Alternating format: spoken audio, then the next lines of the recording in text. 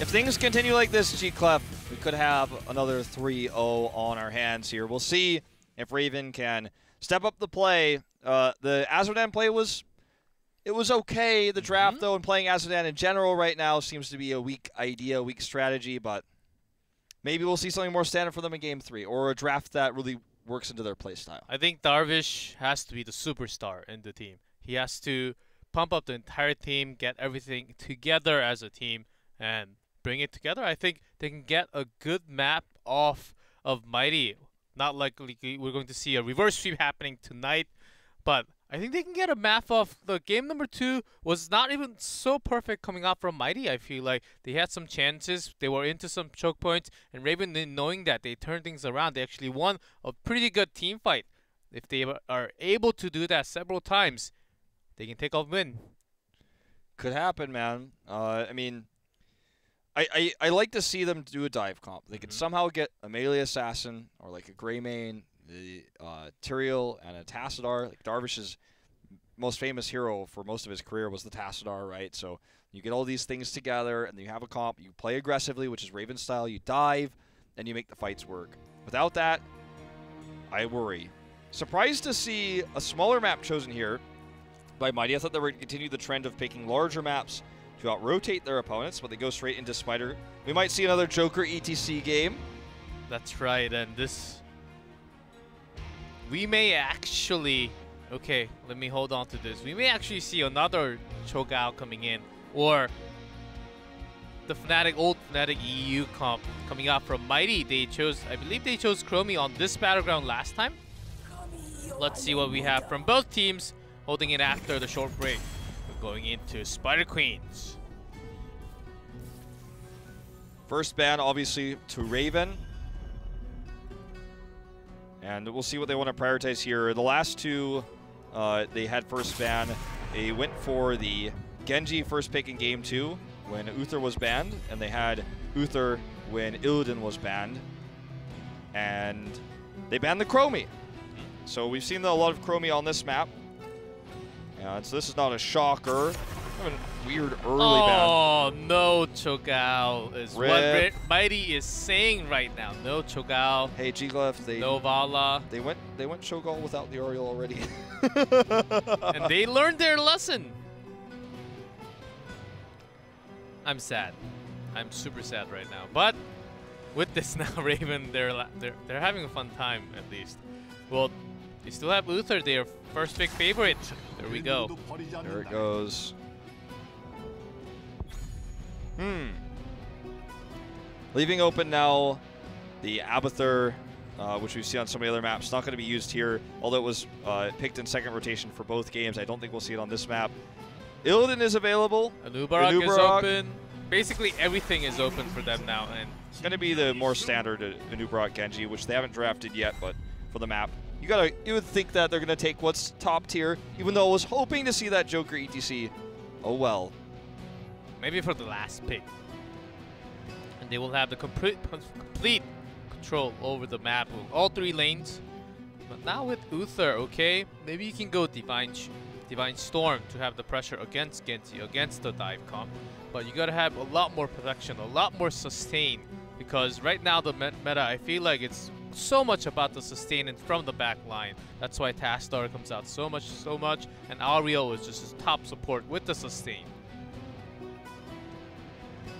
Well, you know, I wanted them to go for a big melee here. I think Greymane is where you got to take this draft for Raven. Greymane, Tyrael, I think would be sick. I think that's my dreams here for Raven. They take the Greymane at least, but they take Mouth instead of going into anything like the Tyrael or extra protection for Greymane.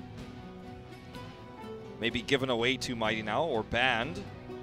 First red Malthael also. Looks pretty cool. My favorite tint. So not knowing the tank, the front lines for Mighty's side, I think safe ban is a Tassadar. Just limiting the shield, and later on they can also go for the mage. The double resets again from Genji and also Li Ming. But this time they decide to go with the Stitches ban. Yeah, when you have the Uther there already, always gets a little bit worrisome that you might run into the Kael'thas then, and bunch of chain stuns together. Stitch's ban just solid for the map as well. For Raven, if you're not planning on picking Interior, it's a good ban here. The Rhaegar ban for wave clear, also really strong. Those are really the big two, I'd say. Can remove DPS if that's something you're worried about, if you think that Li Ming is going to come into this map with a Genji and you don't want to deal with that. That's really a stylistic choice right now for Raven. There's no set perfect ban here. And in this meta, with so many heroes playable and so many heroes are meta right now, you really just kind of have the pick of the litter. In the past, we might have even seen a Nazebo ban here. But it's going to even be the Kael'thas now over the Li Ming for the poke, for the denial of the gem turn-ins. Also can clear the wave pretty quickly. And when you have a dive comp onto the other side, when you try to dive in and when you go up in the air, get bursted down, then that's something you want to limit out from the draft on the other side. So banning out Kael'thas seems pretty smart from Raven. The Kael'thas pick is really good on this map because you're rotating between the lanes very quickly. The old ETC Kael'thas you used to see on this map all the time back in 2016. And you have poke for convection stacks, which is now the meta way of playing the game, so you get the convection stacks. Rainer! That's not what I thought we were going to see. I thought maybe that was a misclick. Nah, it's definitely real, but... Hyperion is coming. And it's going to be Johanna immediately for the nice blinds, the counter to Rhaegar, or sorry, to Rainer here. Rainer, Rhaegar. They're not cray-cray, they ray-ray. Can't believe I just said those words. Here we go, Jimmy Raynor in the house. Stukov will also be joining the Nexus. Well, I mean, it's it's StarCraft week, right? With Stukov remastered. Lots of announcements, man. I'm very excited. And this last pick, though. Lunara. They needed some range. I thought Greymane was enough, but they are bringing more damage. Maybe they're thinking the blind with Johanna and the front line is enough. But Uther healing every one of them. I thought we might have seen a more standard final pick here, like a Tassadar for the wave clear, for the extra protection on Greymane. Lunara has still got really good wave clear. Very squishy, though, and very vulnerable to a Nubrok play. If Uther gets cocooned, the entire fight can be destroyed by Mighty. Raynor is going to do so much damage, and they're going to take Tassadar themselves. So they're going to have the extra protection for Genji, so he's going to be able to do some big Dragon Blade damage. It's all about the cocoon. If cocoon goes onto Uther, I think this fight can almost never be won for Raven. No Divine Shield, and also Raynor's range is so far away that Malthael can't even get close to him at all. I think that's a very good draft against Raven right now. Yeah. Also, the lack of a second tank here limits the amount of value Malthael will get with his trait, his percentage-based damage coming in. Looks like Raven's all smiles. They're very happy with the draft here. Maybe they think we've got it good against the Raynor. It looks like Mighty's the one that looks a little bit sad, but we'll see if they can close the series out with this unusual pick in game number 3.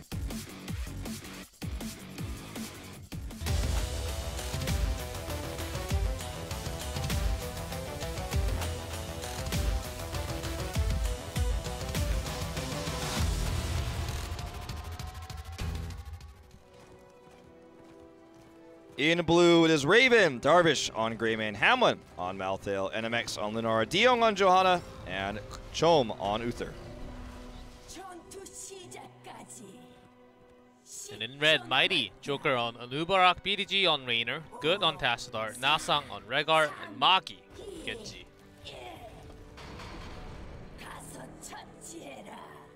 Well, it's come down to this. We've seen a lot of weird picks this week, G-Clef, but Raynor might take the cake. It's going to be seasoned marksman, obviously, and you can rotate between lanes very quickly and get those stacks. BDG on the hero. Probably his first game on Raynor ever, career. So, I can't know that for certain, but I believe so. I think it's because also I've been casting him for a long time. And just a dive in onto Raynor. Burst damage comes in. There's the first kill.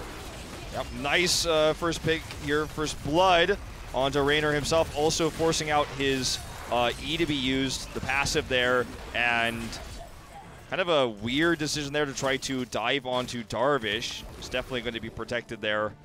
indefinitely. So they end up losing 2 here, and the lead begins for Team Raven already. Maltho doing so much extra damage in that fight. Ooh.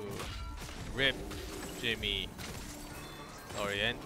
The only change to Jimmy was that he lost his bolt. That's it. Nothing else. No changes at all. Seems like he's a situational pick. Of course, he That's died. why they picked him, because he doesn't have bolt anymore. Yes, exactly. No. Well, I mean, obviously, when you think about heroes that serve a similar role to Jimmy Raynor himself, you think about Falstad, right? Season marksman, scales well, the late game. Close call.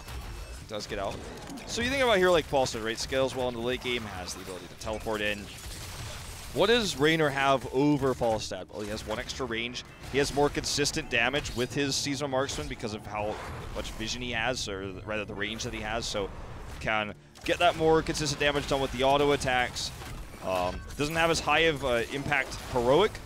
We'll probably see Hyperion. We might see Raynor's Raiders. I'm not really sure because I can't really tell you guys why he's even picked the Raynor here over the Falstad, or any other more normal DPS here, even potentially a Li Ming.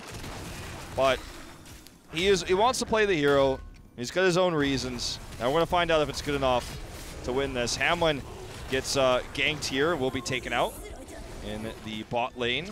Down there solo. I think it's mostly for the range that he has. He can outrange basically the entire team except for Lunara a little bit. And he's been losing the 1v1 Lunara somewhat. Not in this case, though, yeah. Well, I mean, he outranges everybody just because of how Heroes of the Storm works. I know a lot of people don't know this, but basically every hero has the same basic range, and Raynor has 1 more than that. That's his passive, That's his passive, so he can help against Malthael as well, because Malthael does have to get into melee range to get the maximum value from his trait to do those attacks, or has to get in and use a really slow E, that skill shot that's very, very slow, so BDG can kind of poke at the Malthael. But it's not like he's fighting him in a soul lane or anything like that. I'm just really theory crafting here as to why you would have picked the Raynor. But just building into focused attacks at level 4, going full auto attack build. Yeah, he's also got the heals, the damage, and the Tastar shielding coming in. So I think he's very safe. He even has his own heals for himself, and with the range later on, if he gets a lot more free damage from the back line, when the Nara cannot have the free damage. The only problem, though, is that Johanna is on the other side. That line will limit his damage somewhat during the team fight. That's why it was locked in so quickly afterwards. The lifesteal that he gets with Tastar here too is something that we can't really forget to talk about. He functions very similar to auto attack Vala, I guess you could say. Less mobility, but the extra sustained healing that he's going to have. He does more damage per auto, doesn't have the same attack speed. And we're going to see the dive in here onto Darvish. He will get away. Moggy wants to dive in to chase him. Going to decide better of it this time, not the level 1 fight we saw earlier. And Jim's carried an advantage actually to Raven currently. And this is anyone's turn in right now. Could be. So we'll see how this one plays out. There's the blind, limiting the damage, but actually, seems like Hamlin got the turn in at the very end, but it'll cost him his life. There's the pick. And see how well they deal with this. No Hyperion yet for Raynor. A decent amount of wave clear with the Tastar, can shield and drop down the Psy Storm. Raynor's got decent wave clear, not from AoE, but just does his attack so quickly. His Q's, it's all right. Can kill the Web Weavers when they're in range very easily. See how impactful this one ends up being with the low death timer of Hamlin. I'm not too worried about him. He's going to be back in the fight very, very soon. Has a lot of sustain with the auto attacks, and the Max doing some shots from the behind. And the EG actually gets a lot of damage. Yeah, Rhaegar is still clearing top, heals not coming in. Actually, Hamlin gets the kill from the side. And now this could be more. Mighty really aggressively trying to defend here. Moggy finds himself in trouble, gets stunned there by the Condemn. He's going to go down. Not entirely sure why he committed so hard to diving in there, down a man with Rhaegar in the top lane. Some poor communication here from Mighty. Either way, they lose a few gems from this, but they maintain most of them. But a massive lead in gem possession right now, 42-35 after 55 turn-ins. So when you add up the gems that Raven has been able to hold on to here, it's much better. I like the Diong on the Johanna. He's played it a lot in his career, and he's going to be able to delay turn-ins with this as well. Ooh, this is risky by Darvish. There is the rotation down from Hamlin, but also coming in from BDG. Good is going to make this a one-for-one trade, but they're going to steal the cap and actually look for the pick here onto Hamlin, diving onto him. And they will get that. Looks like Nasong's actually the one to secure the kill. Darvish has made a lot of risky plays this series, and this one is the first one that he really gets punished for. They have 10 already. Blessed Shield used already for the stun, but it is a 4v3, so they cannot get any more kills. But that fight for the camp was Fight Club. It was either you die or I die. Well, it's funny that Mighty was, with all this pressure, unable to get a turn in. They actually rotated down immediately, all 4 members to help with the fight, or 3, I should say. They're down in EXP because of the Webweaver push. They didn't get a turn in, so now Raven, with their heroics, has the opportunity to continue to deny turn ins. What a funny game this has ended up being. Joker will get denied one more time. Deyoung's looking for another turn in. They actually almost have enough. Now they have Raccoon. The wall, they have all the tools needed. There we go. Hamlin cannot escape from here. And team coming in for the save, but is it going to be in time? Hamlin's the first to fall. Level 10 is reached for Mighty now. It's a 1-for-1, as we will see Nasong taken out of the fight. Without him, will they be able to continue it? It doesn't look likely. Blessed Shield is back up and available.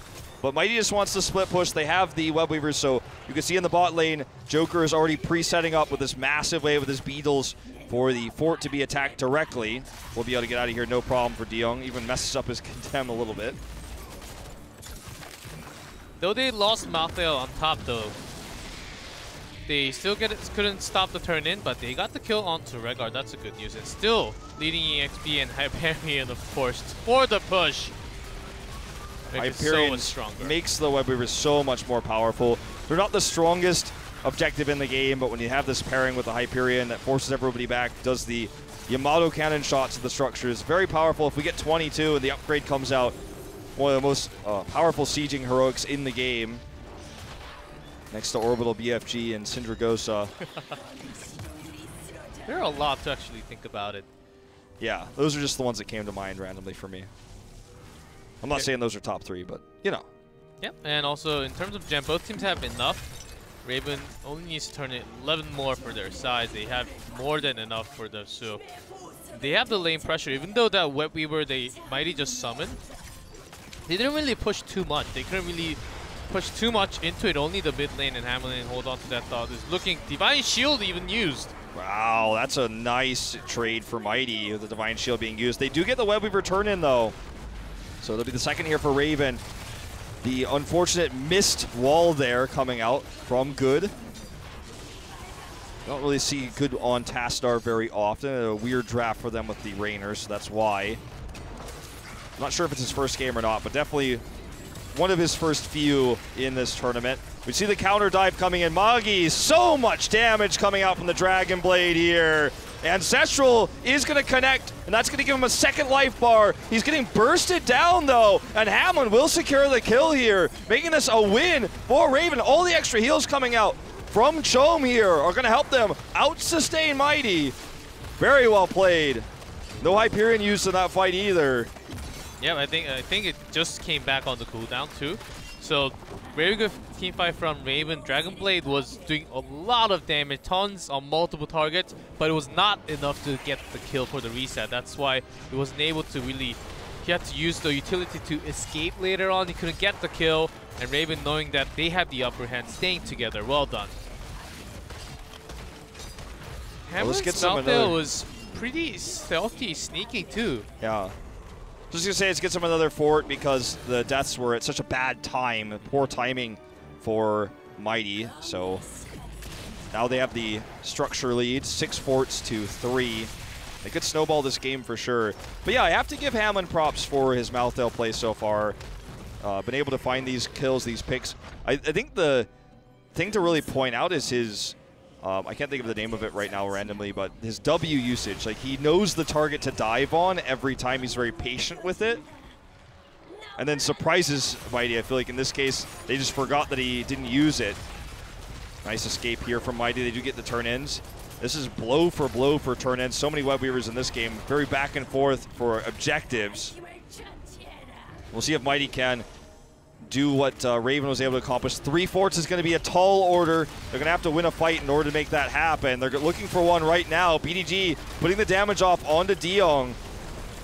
They're not going to... Looks like they want to go dive in. Tastar is not here. This is a 4v5, making this web weaver push a little bit more effective. They want to buy time because their lanes are pressured onto top and bottom. Oh, they're going to commit 5-man. Nope. Tastar stays down. Looks like he was coming in. So 4-man in mid. Tastar is going to stay there for the extra soak going down the bot lane. That's why he is there. So the web weaver, as it expires mid, we see the 4-man rotate top. And they're looking for the triple fort here. Tastar comes up too, actually. It's going to be the 5. They dive in. Divine Shield, though, used onto Hamlin, getting the maximum amount of damage out of his Tormented Souls here. But it's not enough damage. He's going to fall, it looks like. Just barely does not survive. Nasong is the target, though, as NMX comes in. He gets the Ancestral up. Doesn't actually end up dying here. The Dragon Blade value is massive here, G-Clef. That's right, and Luther was cocooned from the beginning. They could not get the heals coming out, and it's going towards Mighty. Looking for another kill. No, he's not going to dive in all the way in, but Luther seems like he's going to fall too, and he does. Magi dives over the wall here, looking for the pick on the Darvish. Doesn't happen, doesn't have deflect available, looks like, to try to use those shots to guarantee the kill. So the big question for this was, will they get the 3 forts they were looking for? That was going to be a tall order. They got the fight they were looking for. Another dive, that's a kill. They got more than 3 forts. They got so many kills. They take the lead in kills 10-8. Now they have the kill on the keep. So do they get 3 forts? No, they got 2 forts and a keep. And they're not done yet. Joker's going in. He's out of mana. This is a risky proposition, but they get it. All the damage coming out. Cocoon and... Oh my, Diong's going to have a hard time. Also, the only one, you just leave the tank. Do not focus the tank, but kill everything else. And Cocoon, Uther. That's all you need to do. No heals coming out in the front line ever. I know Malthael, you can 1v5 with your ult. Heroic used later on, but after that's over, after a few seconds, you can also die very quickly. Yeah. Well, BDG is going to split push over here to get more stacks. Uses Hyperion even just to secure the kill. We don't really talk about Raynor like he's a specialist, but his W, his Inspire, pushes minion waves really fast because he gives them attack speed. So that's one way to push a lane. Just gets that fort, pushing them closer to level 20. And also prepping for this next web weaver, which is going to go directly now to the keep wall, not having to deal with that fort. He's going to have his Hyperion up in 60 seconds. By that time, they're going to be a lot closer to 20. Raven needs to play this passively. If they get wiped again with overextensions or overcommitments to Malthael diving in for the Tormented Souls, they will lose the game if they lose this fight. So they need to play passively, defensively here, look for an opportunity. It's very unfortunate. It's very tough to play that way. When you're already a keep down, the web weaver in the middle is so difficult to deal with, but diving in now would be rash, I'd say, especially with his composition. Malthael needs to find the perfect opportunity, not a decent one. Yeah, not yet, and Nana gets caught, gets cleansed, leaps over for the survival, but and Hamlin dives in for the time being, but here comes the Dragon Blade for the damage. Oh, but shut down! Blinded there and pulled in with the Condemn. Got shut down there. Good targeting, just totally knocking him out of the fight. That was very well played. No invulnerability on the side of Mighty. The Ancestral this time wasn't quick enough. And they save the keep, actually. The keep survives. That's Genji. That's what I always find from all the Genji. When there's a chance, go all in, and it's either hit or miss oftentimes. Well, that was definitely on the miss side of things, but it was, I feel like not a mistake by him, but really good coordinated targeting coming out from Raven.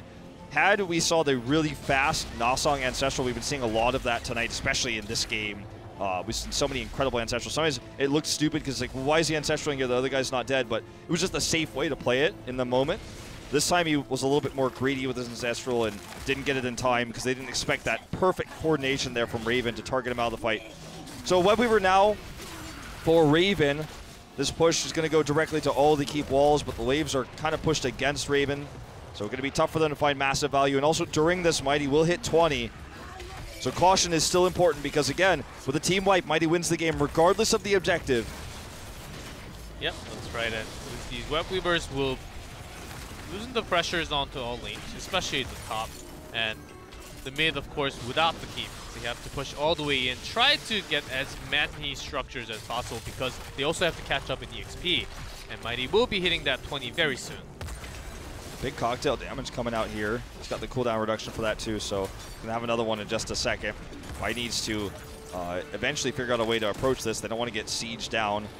So with Lunara and Greymane, the siege is real on the side of Raven. Look at that, another cocktail coming out. They're just going straight into this mid keep wall. The top push is the weakest one. The bottom one is gonna start threatening soon. In fact, we already see Good rotating over to start Psy-storming that. As Raven looks like they're all spent in mid, gonna come in. Remember, Mighty's so close to 20 right now. Good force wall here. De is trapped. Has a lot of shielding though. Joanna can stall a lot of time, take a lot of damage, and Genji, right now they can't dive in. Genji is still top clearing the top Web Weaver, and they also need to kind of wait for 20. Blessed Shield comes in, it's cleansed immediately here though. Kind of a waste now, and Mighty look for the re-engage. Caught on the other side, he has to use the Divine Shield. Yeah, he has to be Divine Shielded here, and that means we see immediately down comes the Cocoon. Hamlin's already dead. Dragon Blade's up with 20 now, so it can last forever. We might just watch Magi kill this whole fight himself alone. Look, he gets a kill on the NMX. Looks like Greymane dies without his help, and De is going to be the last to fall. That's the wipe. They overextended here. They got greedy. They got punished. They wanted to go in. They wanted to use that Melthel heroic there to look for the fight. The aggressive positioning there of De as well. He lost about half of his health bar to the Giant Killer, the Executioner coming out from Rainer. This is before he had 20, but still the massive amount of damage coming over. They make the Rainer pick work. It was a long, hard-fought struggle for them through the mid-game, but the late game, they made all the better decisions. And that is going to be the core going down here. One of our longer, well-fought series by Mighty, but not the easy 3-0 they were looking for with the drafts they chose. That's right, and Raven had their chances, I feel like. They really brought the team fight sometimes together, but I think with the right practice, they can still become much better team. But today, Mighty is still the stronger team. Yeah, Raven just needs more time, I feel like, to settle into this new team environment. They don't look like they're taking a loss too hard, so can respect that for sure. As, you know, when you're the team that's at the bottom, you had to fight through promotions in the Crucible. You defended your spot. You've brought this new roster in. Expectations are always going to be pretty low for a team like Raven, so the pressure isn't that high. But, again, just like last season, I think they're going to turn on by the end once they get the coordination down. Yeah, it'll take some time, and last season it took a long time. But right now, with Darvish coming in, I think there's more flexibility in the team with the hero pool of the meta right now. And also, we saw some decent team fights coming up, so they show their potentials. And maybe in the coming weeks, they'll be a lot better when they have to face against another stronger teams. I think they'll still have a chance to get some maps off. Yeah, I think that you're absolutely right about that one. Who's your MVP, G. Clef? The last game, especially Good playing on Tassadar, he was very, very aggressive. Probably one of the most aggressive Tassadar that I've ever seen. Yeah, he's not used to playing Tassadar. He was in the front alone, and he was fighting for the camp when the enemy was coming down for him. It's crazy. But at the end, he was the one that made a crazy play with the wall. Yeah. He trapped Malthael on the other side, and that was the beginning of the disaster for Raven. So I want to give it to Good. I would give it to either Good or I think Nasong was like a silent MVP. His Ancestrals were really, really good. Protecting Genji several times there when all looked lost. Having the ability to disengage, clearing camps, having that extra wave clear, showing why Rhaegar is now super top tier with the nerfs coming in for Malfurion. So I like both picks, the Good or the Nasong pick. But Joker's ETC we saw, the Nubarak play out of him, like, there's arguments you could make for all players. Also, BDG's Genji was very flashy. He was getting lots of kills and just resetting all over, looking for more kills. Sometimes he overstepped his line, but it always comes out if you keep on playing Genji. You get so excited because you're taking all the kills, and you just press that E once more, and you go behind the wall, and you say, "Oops, sorry guys," and your chat starts firing there.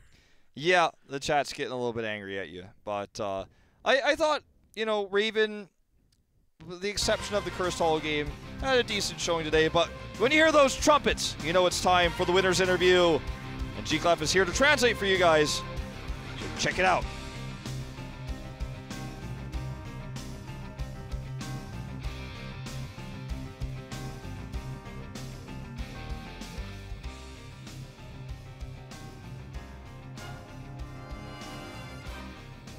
자, 역시 마이티의 BDG 선수 나왔습니다. 안녕하세요. And here we go. It's 오승리 진심을 BDG. 축하드립니다. The Genji 어떻게 오늘 레이너를 꺼내실 생각을 하셨나요? and the Rainer player. 저희가 How'd you 레이너를 pick 좀 up 좋아하기도 하고요. The Rainer. I like Rainer personally. 연구 가치가 있다고 봅니다. And I think it's 연구 worth the 가치. study. 네. 이 자리에 앉으신 분이 레이너에 미쳐요.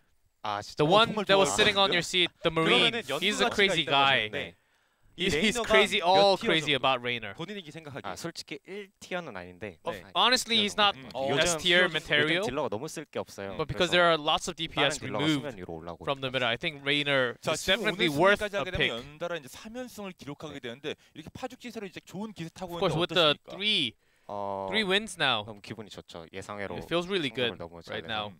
기분이 좋습니다. 이 And 상태라면 it can't be better. It feels awesome right now with winning a lot of 네. the series. 보고 있어요, 1위로. 1위로. 네.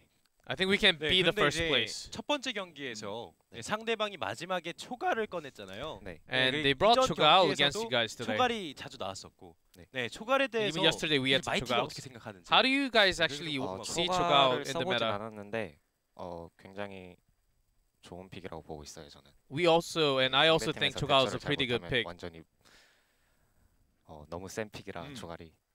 네. With the right team 약간 comp, 모든 영웅을 Cho'Gao can 다 be 보시는 very, 건 very 아니죠? strong and 네, powerful. 그건 아니고요. 레이너가 네. 이 티어다라는 거에 네. 대해서 많은 분들이 좀 반발하실 수도 있거든요. 제 주관적인 네. It's my 의견으로는 personal 이렇게 thing, Rainer. 오. I think Rainer 자, is 이제 다음 주면 이제 강팀이 Not 이제 the top, MVP but right 블랙하고 이제 below the top 경기를 펼치게 heroes. 되는데 네. 어떻게 좀 어떤 식으로 좀 선수들하고 좀 약간 브리핑이나 좀 이런 거 하고 계신가요? Are you guys doing the shot 전략이라든지. calls, all the strategy together in the 전략은 team? 계속 얘기가 나오고 있는데 우선은 연습을 열심히 하고 있습니다. We do a lot of practicing, a lot of practicing, but we're talking in the team to come up with all the strategies. 할 말만. 자, 그러면 이제 마이티 팬들 분들에게 이제 하고 싶은 말씀을 하신다면요. You want to have any last shout-outs to your 생각보다 fans? 저희 팀을 응원해 주시는 분이 많은데 There are 너무 actually a lot of fans, and we're very thankful for all your supports, 노력하겠습니다. and we will do our best to have 자, the 오늘 best 말씀 result. 감사하고 승리 진심으로 축하드리겠습니다. BDG 선수. 감사합니다. 네. 자, 다음 경기에서 더욱더 멋진 모습 보여주시기 바라겠습니다. 자, Seems 오늘은 like 이제 that's the 오늘 두 end of 번째 the 경기 interview 결과 확인해 보도록 with 하겠습니다. BDG, and of course, Whitey Mighty winning 3-0 today. Here's the result.